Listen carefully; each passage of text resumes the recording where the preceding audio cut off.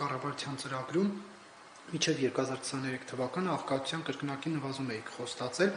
2019-ին Հայաստանում աղքատությունը եղել է 26.4%, վիճակագրական կոմիտեի վերջին տվյալներում Հայաստանում աղքատ է 21.7%, այսինքն կրկնակի նվազեցում չի եղել,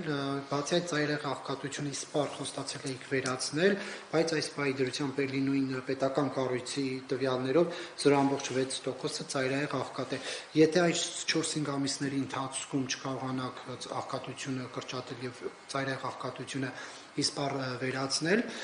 ստացվում այս խոստումը, որը կառավարության ծրագրում էր, կյանքի չի կոչվել։ Հիմա սա է լավ աշխատանք, որի համար պարգևատրվել են։ Շնորհակալություն հարցի համար։ Ծայրահեղ աղքատության ցուցանիշը ձեր նշած ազգային վիճակագրական ծառայության կողմից 2024 թվականի է, որը հրապարակվում է ամեն հաջորդ տարվա աշնան սկզբում, եւ ես գրեթե վստահ եմ, որ 2026 թվականին 25 թվականի համեմատած 25 թվականի թվերը հրապարակելուց մենք ունենալու ենք ավելի ցածր ցուցանիշ, քան 0.6%-ը, եւ դա մոտ է իսպառ վերացմանը 0.6-ը։ Հրապարակված չի, դրա համար վերջին տվյալ սա եմ նշում։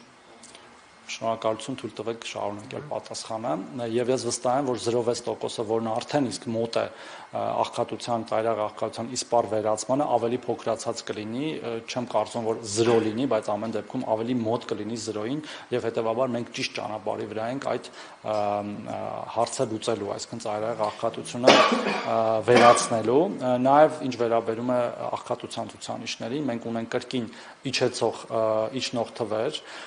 Իդեպ, երբ որ դուք նշում եք 19 թվականի թվերը եւ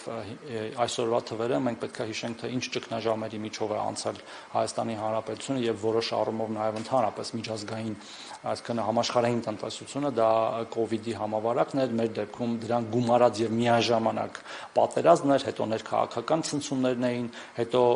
ընտրություններից հետո մի քանի անգամ հարձակումներն էին Հայաստանի Հանրապետության վրա եւ դրանից հետո միայն հաստատված խաղաղությունն է, որ մեզ տալիս է սոլիդ հիմքեր այդ ճանապարհը ավելի կայուն եւ անշեղորեն շարունակելու, եւ ես վստահ եմ, որ մենք եւ իջեցնելու ենք աղքատության թվերը էականորեն եւ նաեւ հաղթահարելու ենք ծայրահեղ աղքատությունը եւ ընդհանրապես այդ ամեն ինչը պետք է նայել կոնտեքստում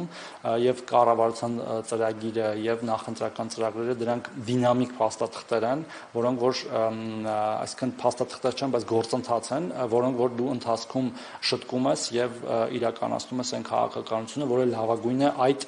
պահի համար։ Եվ պարոն Թովասյան, գիտեք, որ ասում եք ներքաղաքական ցնցումներին, օրինակ երբ որ Ռոբերտ Քոչարյանը կամ Բագրատ Գալստանյանը պահանջում էին Նիկոլ Փաշինյանի հրաժարական, այդ իրենց միտինգներով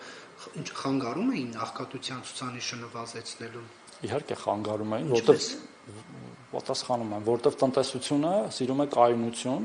եւ նոր ներդրումների իմաստով եւ ընդհանրապես եւ կայուն եւ ընտրական փուլերով ձևավորվող իշխանությունն է այն գրավականը, որ թե գործարար համայնքը Հայաստանում եւ թե դրսի ներդրումները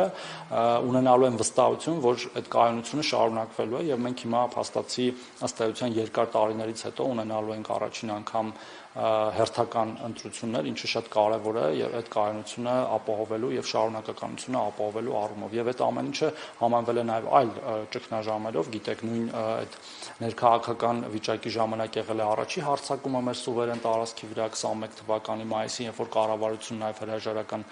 տված վիճակում էր եւ մնացած բոլոր դեպքերը եւ այդ ամեն ինչը պետք է նայել այդ ամբողջության մեջ։ Պարոն Թորոսյան, եւ մի հարց, որ վերջին օրերին մենք շատ ենք տալիս քաղաքացիական պայմանագրի խմբակցության պաշտոնյաներին եւ падգամավորներին, դուք եք ակտիվ այդ հարցերում,